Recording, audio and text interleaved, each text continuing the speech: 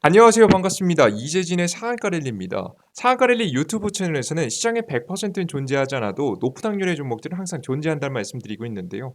제가 오늘 준비한 주제는 2차 전지 리튬 다음 여기서 두 배 성장, 길게 보면 반드시 큰돈 범위다라는 주제로 오늘 영상을 준비했습니다. 오늘도 최근 뉴스 분석과 함께 제가 최근에 많은 2차 전지 영상들을 말씀드렸는데 다양한 종목들을 말씀드리다 보니까 가장 탑픽을 찍어달라고 하시는 분들이 굉장히 많은 것 같아서 여러분들께 최근 뉴스 분석과 함께 최근에 나온 뉴스 분석을 지켜보면서 우리가 확실하게 알아가야 될 만한 키포인트 그리고 우리가 그들 중에서 강력하게 매수해야 될 만한 종목들까지 알아가셨으면 좋겠습니다. 자, 그럼 본격적으로 오늘 영상 시작해 보도록 할게요. 일단은 가장 첫 번째입니다. 현대차 SK온 손잡고 미국 전기차 공약 속도전을 내겠다라는 내용입니다. 말 그대로 최근에 현대차가 SK온하고 손을 잡고 공약을 나섰나라는 얘기인데요. 국내 배터리 3사, LG에너지솔루션, 삼성, SDI, SK온 중 SK, LG에너지솔루션과 손을 잡고 동남아 전기차 시장을 공략 중이던 현대자동차그룹이 미국 시장 진출을 파트너로 SK온을 낙점했다. 29일 현대차그룹은 SK온 서울 종로구 SK그룹 본사에서 북미 전기차 배터리 공급을 협력을 위한 업무 협약을 체결했다. 김흥수 현대차그룹 기획조정실 미래성장기획실장, EV 전기차 사업부장, 부사장과 최영진 SK온 경영지원 총괄이 협약식에 참석했다. 전략적 제휴 관계를 맺음에 따라 양사는 현대그룹의 미국 내 전기차 공장에 SK온 배터리를 2025년 이후 공급하는 방안을 추진하기로 했다. 공급 물량의 시점, 합작사 설립 여부 등은 구체적인 실행 방안은 추후 논의될 예정이다. 김웅수 부사장은 이번 북미 지역 배터리 공급 협약으로 전기차 시장 공략에 박차를 가할 수 있을 것이라며 양사 협력을 통해서 안정적인 공급을 바탕으로 시장 주도권을 확보하길 바란다라고 밝혔다. 뭐 이런 이야기들이 쭉 나와 있고요. 뭐 자신들이 앞으로는 뭐 30만 대 이상의 전기차를 매년 생산할 수 있을 만큼의 배터리를 만들고 그에 따라서 현대차도 전기차를 만들겠다라는 내용들이 이야기가 나와주고 있는 거죠. 특히나 그런 이런 현대차가 SK하고 특히나 조금 더 적극적으로 나선 이유는 뭐냐면 LG에 비해서 현대차가 얻을 게 꽤 많았기 때문이겠죠. 유일한 구석이 분명히 있었을 겁니다. 왜 그럼 SK 같은 경우는 뭐가 급했길래 왜 이렇게 현대차, LG 에너지솔루션보다 더욱더 나은 방향성을 제시해주면서 현대차하고 협약식을 맺었을까? 이유가 있을 거예요. 이유가 뭐냐면 SK가 사실 좀 아쉬운 상황이기 때문입니다. 왜 그런 거냐? 물론 현대도 좀 아쉽긴 하겠지만 급하긴 하겠지만 SK도 급하고 현대차도 급했으니까 이런 협약을 맺었겠죠. 이유가 뭐냐면 미국 본토 시장이 지금 앞으로 전기차 시장이 가장 클 거라고 예상된단 말이에요. 그죠? 그런데 미국 본토 안에서 공장들을 많이 지어놓지 않았습니다. LG 에너지솔루션 같은 경우는 보기만 해도 어마무시한 합작사 공장들이 북미 지역에 포진해 있는 데에 비해서 SK 같은 경우 그리고 삼성 같은 경우에는 적극적으로 나서지 않은 모습이었습니다. 그러다 보니까 놓칠 수 없었던 SK 같은 경우 어떻게 해서든 미국 시장에서 손해를 좀 덜 보기 위해서 지금 미국 시장에 적극적으로 뛰어들면서 현대차와 협약을 맺어 버리는 모습이죠. 근데 지금 여기서 보시다시피 재밌는 특징이 하나 있었습니다. 첫 번째는 합작사를 낸다는 점이에요. 그냥 협약을 맺고 여기에 본사 공장을 짓고 생산하겠다라는 게 아니고요. 해당 국가에 따로 법인을 만드는 행위겠죠. 해당 법인을 만들면 뭐가 달라지면 세금을 이 나라에 냅니다. 그러니까 원래 전 세계적으로 뭐 국가마다 조금씩 기준이 다를 수 있겠지만 가장 많은 케이스가 뭐냐면 세금을 바로 어디다 내는 거냐면 바로 이 등록돼 있는 지역, 등록 지역에 보통 내게 됩니다. 등록한 지역이죠. 뭐 예를 들어서 미국 법인 의 기업이면 한국에서 매출을 내든 중국에서 매출을 내든 호주에서 매출을 내든 남미에서 매출을 내든 결국에는 세금을 미국에게 내게 돼 있습니다. 그래서 세금이 싼 국가에 일부러 법인을 두는 경우가 생각보다 많죠. 유럽에는 그런 케이스, 아일랜드 뭐 이런 국가들이 그렇습니다. 근데 과거부터 계속해서 봐줘왔었는데요. 이제 미국이 봐주지 않겠다라고 선언하게 되면서 최근에 조세 문제도 이야기도 굉장히 말이 굉장히 많았었죠. 아무튼 뭐 중요한 게 뭐냐면 결국에는 미국 본토 안에 법인을 짓고 미국 안에 지금 현재 생산 공장들을 짓고 일자리도 제공하고 미국 경제를 살리고 미국의 세금을 내겠다는 얘기입니다. 합작사를 내오겠다는 얘기는요. 그러면 이 해당 기업들이 그러면 한국이 불리하고 미국만 좋은 거 아닌가요? 네, 맞습니다. 실제 그렇게 누가 유도했어요? 바이든 대통령이 유도했었죠. 그래서 인플레이션 감축법으로 인해서 우리나라 국내 기업들은 어쩔 수 없이 저런 행보를 보이게 됐고요. 그럼으로 인해서 움직임이 나오고 있습니다. 근데 각 국가들마다 이제 한국에만 영향을 끼친 게 아니고 미국이 이런 행포를 전 세계적으로 부리고 있는데요. 이런 전 세계적으로 횡포를 보이는데 반응은 각국이 다릅니다. 한국 같은 경우에는 어쩔 수 없지라고 가는 것 같아요. 노력은 해 봤고 뒤에서 뭐 정치인도 한번 움직여 봤고 법안도 내 봤는데 뭐 타결될 것 같진 않고 법적으로 좀 진행 바뀔 것 같진 않죠. 특히나 이번 중간 선거에서 바이든 대통령이 다시 한번 민주당이 승리하게 되면서 이제 보수당이 공화당이 힘이 없어지게 됐죠. 그러다 보니까 인플레이션 감축을 꺾이지 않는 분위기가 나왔죠. 그러다 보니까 한국은 어떤 분위기냐면 어쩔 수 없으니까 최대한 우리가 다양하게 어쩔 수 없이 수출할 수 있는 방안을 찾아보자라는 쪽입니다. 그래서 나온 얘기가 어떤 얘기냐면 이런 얘기예요. 한국산 전기차 차별 상업용 요건 완화법 개정으로 돌파를 시작했다는 내용입니다. 상업용 택시, 뭐 버스, 운행용 트럭 뭐 이런 것들이 될 수 있겠죠. 이런 것들은 이 보조금을 받을 수 있게 혜택을 줬으면 좋겠다라는 얘기를 하고 있는 거죠. 인플레이션 감축법은 규정상 상업용 친환경차의 경우 북미 최종 조립 배터리 요건에 상관없이 세대 혜택을 준다. 똑같은 내용이죠. 이에 정부는 상업용 차량의 범위를 최대한 넓게 하도록 미국 정부와 협의 중이다. 우리는 현재 우리는 전체 전기차 업계에도 미국 수출 시 상업용 비중을 높일 수 있다고 준비 중이다. 산업부 관계자는 미국 친환경차 시장에서 상용 차량의 35% 차지한다면서 미국에서 상업용 차량의 전기차 등 친환경차의 비중을 높이는 움직임이 있어서 더 커질 것으로 전망한다고 이야기했다. 뭐 이런 이야기도 술술 나와주고 있습니다. 그래서 한국은 받아들이고 어떻게든 이 구석을 파고 들어가겠다, 틈을 파고 들어가겠다라는 쪽입니다. 그에 반해서 유럽 같은 경우에는 조금 더 공격적으로 나서고 있는데요. 마크롱 미국 국빈 방문 최대 화두는 인플레이션 감축법 바이든과 단판 짓는다라는 이야기죠. 사실 이렇게 대한민국의 대통령도 단판까지 지었으면 좋겠는데 그죠. 힘이 없는 나라가 어쩔 수 없겠죠. 미국 러시아 프랑스 같은 경우에는 단판을 짓기 위해서 만난다고 합니다. 마크롱 프랑스 대통령이 미국의 국빈 방문 기간 동안 바이든 대통령에게 인플레이션 감축법에 따른 유럽 경제적 피해를 우려를 적극 호소하면서 관련 협상을 진행할 예정이다라는 이야기가 나와주고 있습니다. 자, 그러면 이 국가들 이외에도 가장 크게 타격을 받은 국가가 있죠. 사실 유럽도 그렇고요, 한국도 그렇고요. 부수적인 국가에 불과하고요. 메인 국가가 있을 겁니다. 메인 국가가 바로 어디냐? 바로 중국입니다. 중국이라는 나라의 반응이 중요할 것 같은데요. 중국이라는 나라의 반응은 어떻게 했을까요? 아무것도 안 합니다. 예.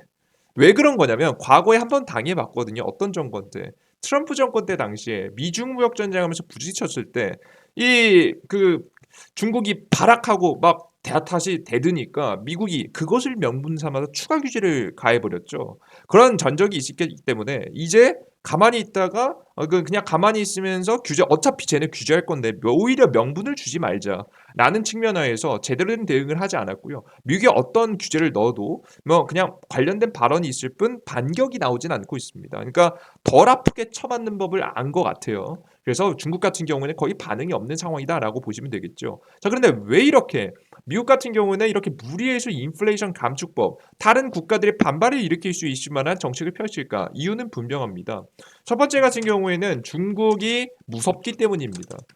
때문이다라고 좀 생각을 합니다. 중국 같은 국가가 너무나도 빠르게 성장해 온 것이 미국 입장에서는 굉장히 불편하겠죠. 사실 무섭다라는 표현이 얼마나 정확할지 모르겠지만 불편하다라고 보는 이렇게 불편한 건 맞는 것 같아요. 저는 불편하다 바꾸고 있습니다. 불편하기 때문이다. 미국 중국의 성장이 불편하기 때문이다라고 지금 현재 보여지고요. 그러다 보니까 중국 중심의 생산 체계, 전 세계가 중국 중심의 가장 효율적인 서플라이 체인을 만들고 있었거든요. 가장 효율적으로 가장 퀄리티 높은 제품들을 만드는 방향성을 중국을 중심에서 만들어졌는데 왜 노동력이 있고 전 세계 공장이라고 표현했었잖아요. 그래서 우리나라에 미세먼지 계속 날라오는 거 아니겠습니까? 그죠?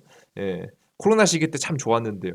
아무튼 뭐 넘어가면 아무튼 여러분들께서 결국에는 중국이 중심에서 생산이 이루어졌고 그것을 중심에서 중국의 수출이 엄청나게 많았기 때문에 이 미국 입장에서는 이 중국이 빠르게 커져 나가는 게 굉장히 불편해서 중국을 규제하기 시작했다. 특히나 중국의 가장 큰 핵심이었던 서플라이 체인, 생산 체계 자체를 박살내는 것을 목표로 했었죠.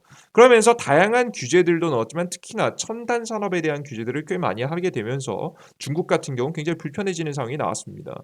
특히나 중국 같은 경우 굉장히 가장 크게 규제가 들어가는 곳이 어디였었냐면 바로 뭐 전기차 분야하고 반도체 분야였습니다. 근데 이 부분이요. 중국이 생각보다 잘 만드는 쪽이었어요. 뭐 반도체는 그렇다 쳐도 전기차는 꽤 잘 만드는 부분이었거든요. 중국 같은 경우 국가가 어떻게 과거부터 성장해 왔냐면 사실 여러분들께 중국이 뭐 대단한 나라다 뭐 이런 얘기는 많이 나오는데 부동산으로 성장한 국가입니다. 근데 전 세계적으로 부동산을 중심으로 해서 재정 정책을 통해서 국가가 성장을 해왔던 국가가요. 단 한 번도 거품이 꺼지지 않은 적은 없습니다. 근데 유일하게 중국이 아직까지 거품이 꺼지지 않은 국가죠. 한 번은 박살날 만한 가능성이 있는 걸 알고 있으면서도 부동산으로 정책을 펼치면서 끌어올려온 경제 상황이라고 보시면 될 것 같아요.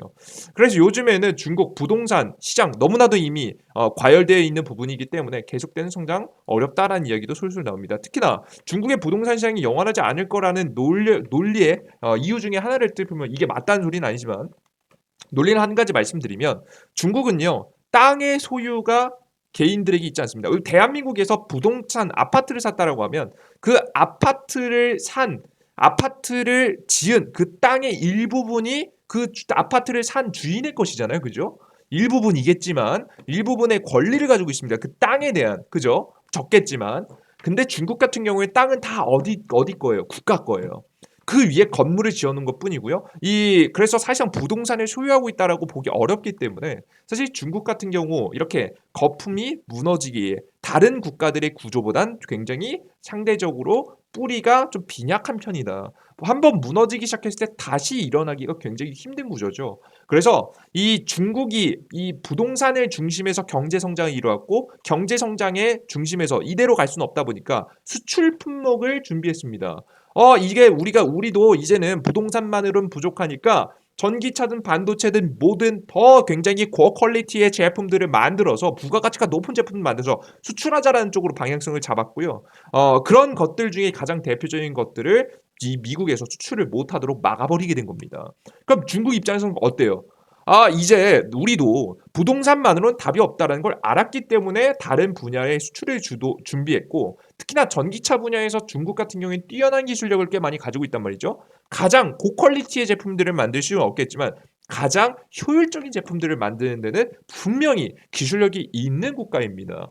그렇기 때문에 사실 중국 같은 경우 전기차를 수출하려는 준비도 분명히 하지 않았을까 싶어요. 하지만 중국 같은 경우에는 최근에 미국의 규제, 이런 다양한 인플레이션 규제법에 따라서 무너지는 구조를 가지고 가고 있지 않나라는 생각을 여러분 말씀드려요. 아시겠죠? 요즘에는 아무 대답도 못하고 그냥 코로나 제로 정책 때문에 말들이 좀 많은 것 같죠. 시진핑 4년임에 성공하긴 했죠. 뭐 사실상 독재 수준으로 가고 있는 상황에서 지금 현재 중국에서 또다시 봉쇄 정책이 이루어지게 되다 보니까 국민들이 뭐 일어나고 있다라는 이야기도 솔솔 돌고 있습니다. 근데 이렇게 이 중국이라는 나라가 코로나 제로 정책을 펼치면서 어쩔 수 없이 이 고난의 길을 좀 겪어 들어가고 있는 상황인데 좀 걱정되는 게 하나 있습니다. 가장 중요한 게 요것들 중이에요. 지금 중국이 봉쇄 정책이 들어가잖아요. 애플 공장들을 다 멈춰버려요. 애플 계절인데 아이폰 14 프로 대란. 한국에서도 최소 한 달 이상 대기해야 된다라는 내용이고요. 한국에 투자 고려하던 테슬라 신형 모델 3 공장에 3공장 중국 공장에서 생산한다라는 내용인데요. 결국에는 중국의 중심에서 생산을 공장들을 많이 가지고 있는 테슬라 같은 경우에도 이런 봉쇄 조치에 대한 피해를 아예 피해갈 수는 없을 것으로 예상이 됩니다. 그래서 여러분들께서 지금 현재 상황을 지켜보시면 총정리해 보도록 할게요. 결국에는 미국이 중국을 겨냥해서 정책을 펼쳤다. 대한민국은 어느 정도 수긍하면서 최대한 대응하기 위해 노력을 하고 이 유럽 같은 경우는 반발을 하고 있는 모습이고 이런 현재 상황에서 바이든은 아직까지 굳건하게 자신의 의견을 굽히지 않고 있는 상황이다. 그러면서도 중국을 견제하기 위한 노력들은 계속되고 있고 중국 경제는 다시 한번 흔들리고 있고 흔들리는 와중에 코로나 제로 정책까지 나오게 되면서 다양한 기업들의 매출 실적이 감소할 만한 요인들이 현재 계속해서 터져 나오고 있다는 점이죠.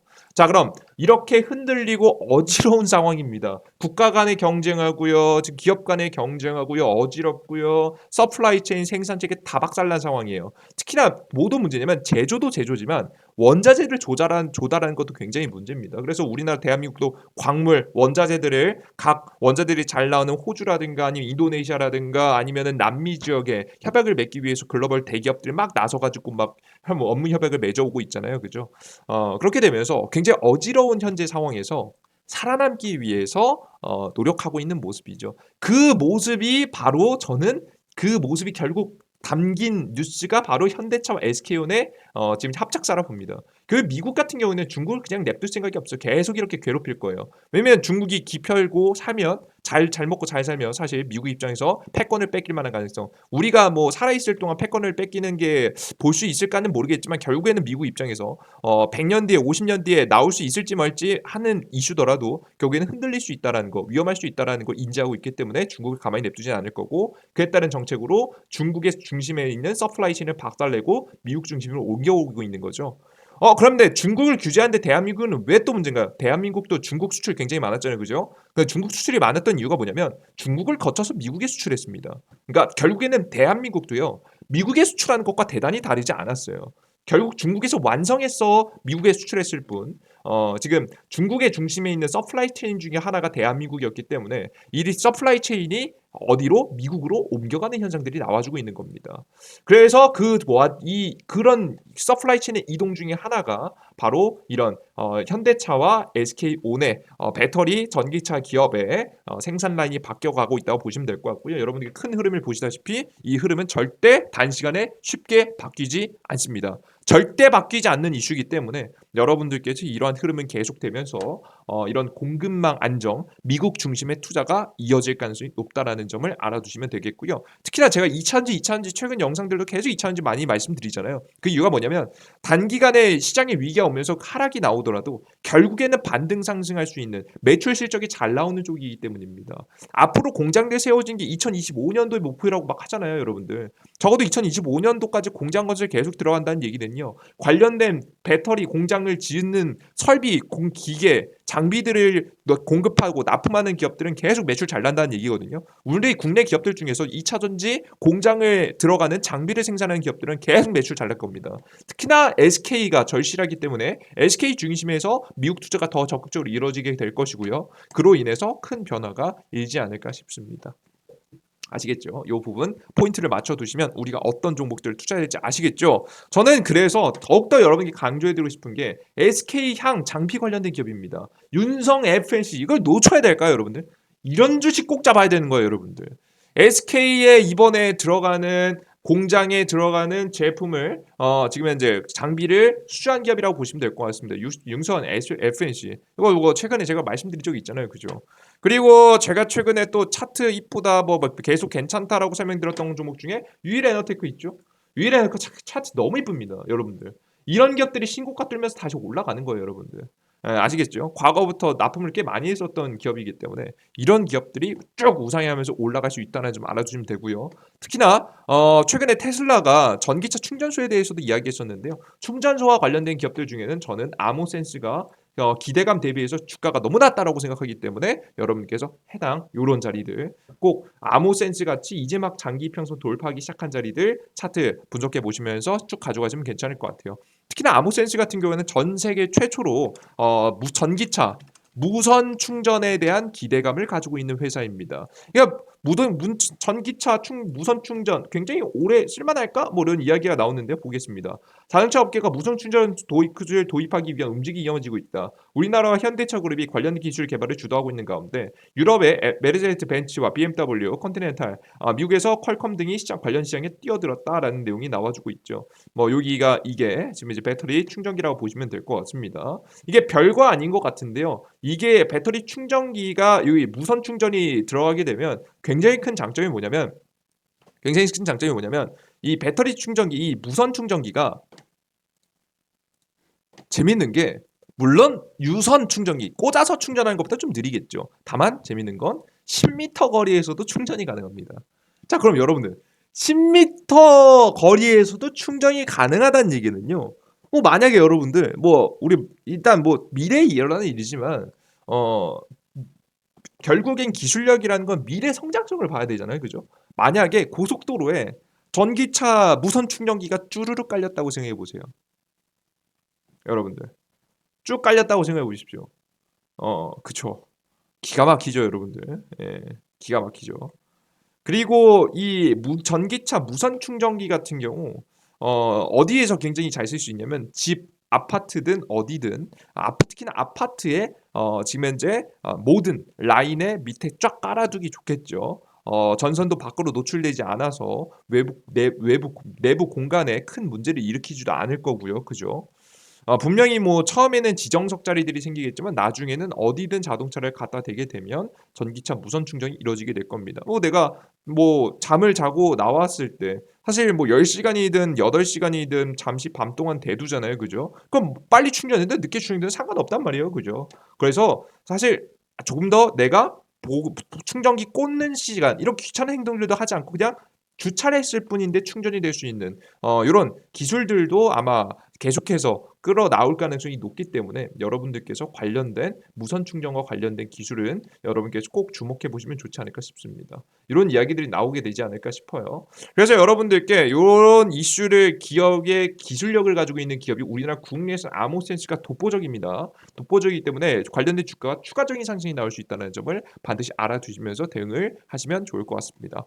그래서 여러분들께 이런 다양한 종목들도 있어요. 그래서 가장 첫 번째 SK 중심에서 윤석열 FNC 꼭 공략하세요. 이거 꼭 먹습니다, 여러분들. 제가 대놓고 이렇게 말씀드린 적 많지 않아요, 여러분들. 이거 먹으니까 이런 기업들 꼭 투자해 보시고요. 그리고 무선 충전 업계에서는 아모센스 정도까지 좀 여유가 되신다면 유일 에너테크까지 참고해 보시면 될 것 같습니다. 자, 여러분들께서 혼자 투자하기 어려우신 분들을 위해서 이렇게 짚어드렸는데 난 모르겠다 하신 분들을 위해서 또 도움을 드리고 있는 어플리케이션이 있는데요. 이재진의 상한가 랠리 무료 어플리케이션이고요. 무료 어플리케이션은 무료 어플 1일 추천주, 그리고 무료 아침 시황, 그리고 무료 테마주 정보 자료를 드리고 있습니다.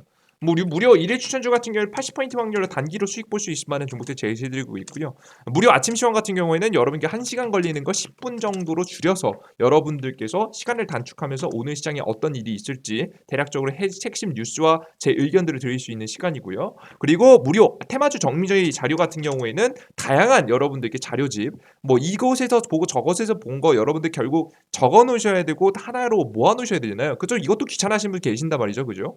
이것 또한 제가 그냥 대신 해드리고 있습니다. 여러분들께서 어플리케이션만 무료로 다운로드 받으시면 바로 모든 정보들 알아갈 수 있게끔 제가 싹 다 정리해서 무료 어플리케이션의 자료집으로 만들어 놨으니까요. 이런 다양한 무료 혜택들을 여러분이 보고 싶으신 분들은 구글 플레이 스토어에 이재진이라고 검색하시면 됩니다. 앱스토어에도 마찬가지면 이재진이라고 검색만 하시면 이재진의 상한가리의 무료 어플리케이션 나오고요. 무료 어플리케이션 다운로드 받으면 이런 화면이 나옵니다.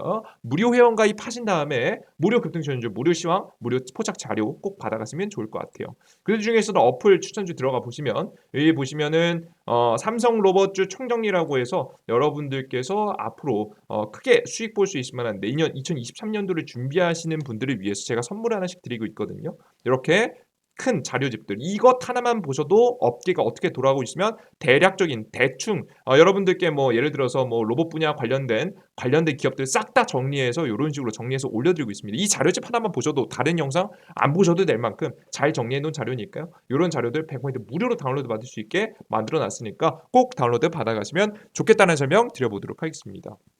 오늘 여기까지 오늘의 영상 마무리해 보도록 하겠고요. 저는 다음 영상에 좀 더 유익한 내용과 함께 찾아뵙겠습니다. 여러분들 모두 감사합니다. 땡큐.